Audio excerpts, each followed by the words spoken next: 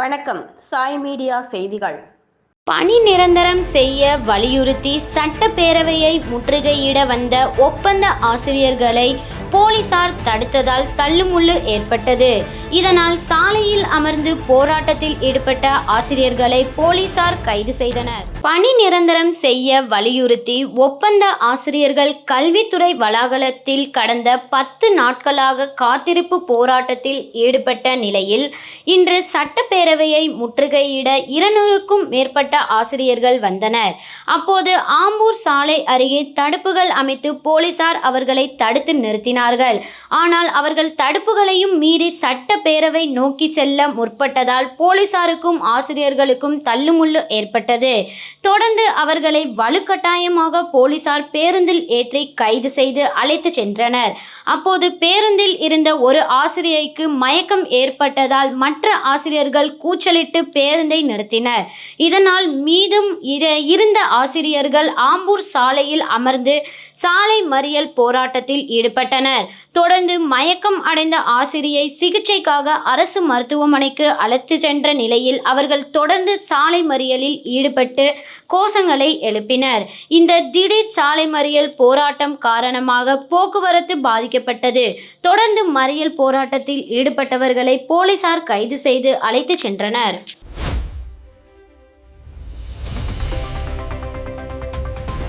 முத்தியால்பேட்டையில் ஜோசியம் பார்ப்பது போல் நடித்து மூதாட்டியிடம் நகைகளை திருடிச் சென்ற 2 பேரை போலீசார் கைது செய்து சிறையில் அடைத்தனர். முத்தியால்பேட்டை துலுக்கானத்தம்மன் கோவில் வீதியைச் சேர்ந்தவர் வேலு மனைவி கோமலவள்ளி 59 வயது. இவருக்கு திருமணம் ஆகாத 3 மகள்கள் உள்ளனர். இந்நிலையில் கடந்த 17ஆம் தேதி இவரது வீட்டிற்கு ஜோசியம் பார்ப்பவர் போல் வந்த நபர்கள் வீட்டில் திருமண தோஷம் உள்ளதாகவும் பரிகாரம் செய்தால் விரைவில் திருமணம் நடக்கும் என தெரிவித்துள்ளனர். இதை நம்பிய கோமலவள்ளி வீட்டிலிருந்த 1 சவரன் கம்மல் மோதிரம் ரூபாய் 18,600 ரொக்கத்தை கொடுத்துள்ளார்.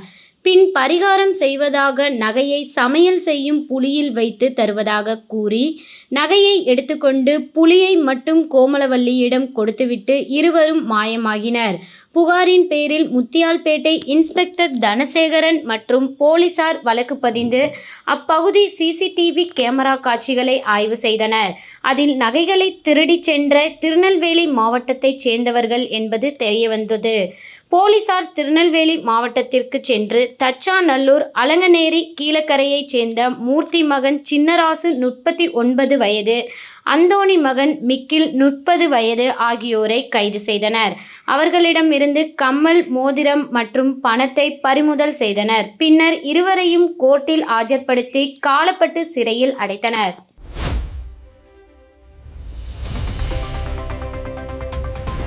புதுச்சேரி வில்லியனூர் கோவில் முன்பு யாசகம் எடுப்பவர் கொலை செய்யப்பட்ட சம்பவம் குறித்து போலீஸ் விசாரணை நடத்தி வருகின்றனர். புதுச்சேரி வில்லியனூரில் உள் ஸ்ரீ காசி விஸ்வநாதர் ஆலயத்தில் வாசலில் யாசகர் ஒருவர் இரத்த வெள்ளத்தில் இறந்து கிடந்ததை பார்த்த கோவில் நிர்வாகத்தினர் வில்லியனூர் போலீசாருக்கு தகவல் தெரிவித்தனர்.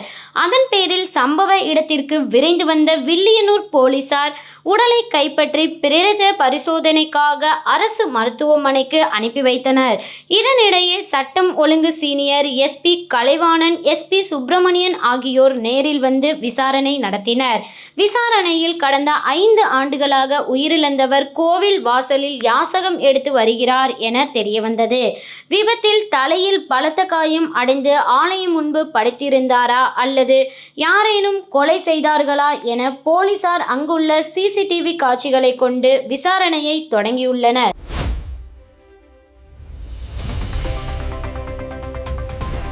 புதுச்சேரியில் குப்பை தொட்டியில் கிடந்த தங்க நகையை போலீசாரிடம் ஒப்படைத்த துப்புரவு பணியாளரின் நேர்மையை பாராட்டி போலீசார் பொன்னாடை அணிவித்து வாழ்த்து தெரிவித்தனர். புதுச்சேரி தர்மாபுரி பகுதியைச் சேர்ந்தவர் ஜோதி 58 வயது. இவர் உழவர்கரை நகராட்சிக்கு உட்பட்ட பகுதிகளில் தனியார் நிறுவனங்கள் மூலம் 21 ஆண்டுகளாக துப்புரவு பணியாளராக வேலை செய்து வருகிறார். இவர் இன்று வழக்கம் போல இந்திராநகர் தொகுதி அமைதி நகர பகுதியில் சக ஊழியர்களுடன் துப்புரவு பணி மேற்கொண்டார். அப்போது வீடு வீடாக சென்று குப்பைகளை பெற்று அதனை தனியாக கொட்டி மக்கும் குப்பை மக்காத குப்பை என தரம் பிரித்து பைக்கில் ஏற்றியுள்ளார். அப்போது குப்பைகளை தரம் பிரிக்கும் போது திடீரென 1 பவுன் எடையுள்ள 2 கம்மல்கள் கிடைத்துள்ளது. இதனை எடுத்து பார்த்த ஜோதி தங்க நகைதான் என உறுதி செய்து அதை சூப்பர்வைசர் அருணாவிடம் தெரிவித்துள்ளார். இது குறித்து உடனடியாக காவல் நிலையத்தில் ஒப்படையுங்கள் என அறிவுறுத்தினர். அதன் பேரில் ஜோதி மேட்டுப்பாளையம் காவல் நிலையத்தில் நடந்த விவரங்களை தெரிவித்து அந்த 1 ஜோடி தங்க கம்மலை ஒப்படைத்தனர். அப்போது சப் இன்ஸ்பெக்டர் சிவகுமார் துப்புரவு பணியாளரின் நேர்மையை பாராட்டி பொன்னாடை அணிவித்து வாழ்த்து தெரிவித்தார். பிறகு இந்த நகை எங்கு கிடைத்ததோ அந்த பகுதிகளில் விசாரித்து அந்த தங்க நகையை உரிமையாளரிடம் ஒப்படைப்பதாக உறுதியளித்தார். தற்போது தங்கத்தின் விலை நாளுக்கு நாள் உயர்ந்து வரும் நிலையில் ஒரு துப்புரவு பணியாளர் கீழே கிடந்த நகையை எடுத்து நேர்மையாக காவல் நிலையத்தில் ஒப்படைத்த சம்பவம் புதுச்சேரி மக்களிடையே ஆச்சரியத்தை ஏற்படுத்தியுள்ளது.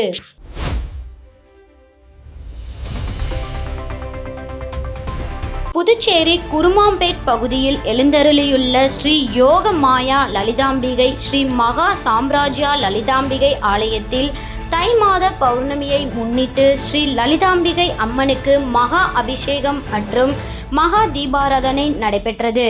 இதில் திரளான பக்தர்கள் பங்கேற்று அம்மனை வழிபட்டு சென்றனர்.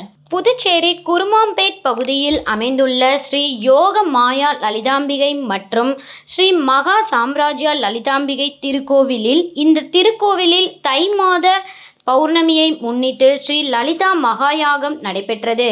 தொடர்ந்து ஸ்ரீ மகா சாம்ராஜ்யா லலிதாம்பிகைக்கு பால், தயிர், சந்தனம், திருநீர், திருமஞ்சனம், குங்குமம் உள்ளிட்ட பல்வேறு வாசனை திரவியங்கள் கொண்டு மகா அபிஷேகம் செய்யப்பட்டு தொடர்ந்து யாகசாலையில் வைக்கப்பட்ட கலச நீர் கொண்டு அம்மனுக்கு சிறப்பு அபிஷேகம் செய்யப்பட்டது.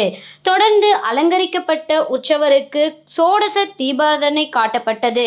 தொடர்ந்து சிவப்பு வண்ணப்பட்டு புடவையில் அலங்கரிக்கப்பட்ட ஸ்ரீ மகா சாம்ராஜ்ய லலிதா மற்றும் நீல பட்டு புடவையில் ஸ்ரீ யோக மாயா லலிதாம்பிகை சகஸ்ரநாமம் பாடப்பட்டு மகா தீபாராதனை காட்டப்பட்டது. இதில் பக்தர்கள் பலரும் கலந்து கொண்டு லலிதாம்பிகை அம்மனை வழிபட்டு சென்றனர். இதற்கான ஏற்பாடுகளை ஆலய நிர்வாகி மகேஸ்வர சாஸ்திரிகள் மற்றும் பக்தர்கள் சிறப்பாக செய்திருந்தனர்.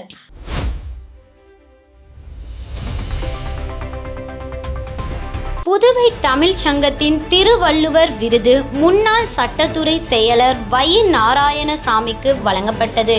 புதுச்சேரி தமிழ்ச் சங்கம் சார்பில் திருவள்ளுவர் மொழிப்போர் வீரர் விருது மற்றும் பொற்கிளி வழங்கும் விழா நடந்தது. தமிழ்ச் சங்க தலைவர் முத்து தலைமை தாங்கினார். செயலர் சீனு மோகன்தாஸ் வரவேற்றார். துணைத் தலைவர்கள் ஆதிகேசவன், திருநாவுக்கரசு, பொருளாளர் அருள்செல்வம், துணை செயலர் தினகரன் முன்னிலையில் வகித்தனர். விழாவில் அமைச்சர் லட்சுமி நாராயணன் முன்னாள் சட்டத்துறை செயலர் வை. நாராயணசாமிக்கு திருவள்ளுவர் விருது மற்றும் ரூபாய் 10,000 பொற்கிளி வழங்கினார். இதில் முன்னாள் நீதிபதி முருகபூபதி வாழ்த்து பேசினார். முனைவர் பூங்குழலி பெருமாள், ஆட்சிக்குழு உறுப்பினர்கள் ராஜா, உசேன், ஆனந்தராஜன் உள்ளிட்ட பலர் கலந்து கொண்டனர். பேரறிஞர் அண்ணாவின் 57வது நினைவு தினத்தையொட்டி காரைக்காலில் அதிமுகவினர் அவரது சிலைக்கு மாலை அணிவித்து மரியாதை செலுத்தினார்கள். தமிழ்நாட்டின் முன்னாள் முதல்வர் பேரறிஞர் அண்ணாவின் 57வது நினைவு தினம் இன்று அனுசரிக்க